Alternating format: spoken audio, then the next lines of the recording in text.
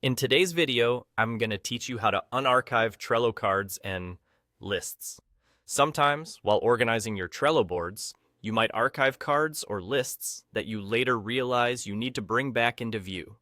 Unarchiving these items is a straightforward process, and we'll walk through it together step by step so you can manage your boards more effectively. First, let's navigate to your Trello board. Once you're there, direct your attention to the top right corner.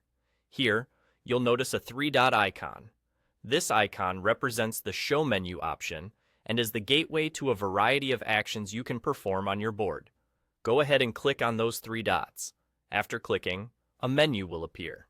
From this menu, look for the option labeled Archived Items.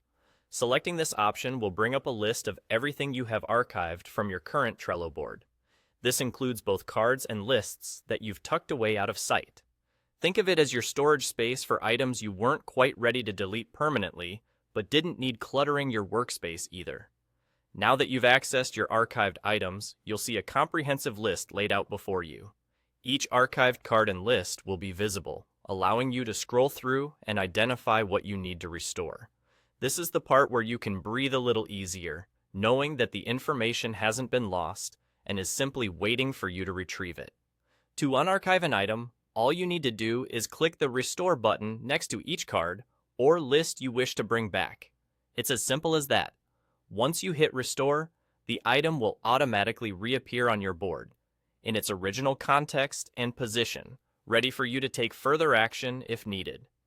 This not only saves you time, but also helps keep your workflow streamlined. Remember, unarchiving items doesn't just bring them back into your field of vision. It revitalizes the way you can interact with them. Suddenly, tasks or milestones that seemed lost are now actionable again, ready to help you meet your project goals or deadlines. Whether you're collaborating with a team or working solo, having the flexibility to manage your board with precision is key.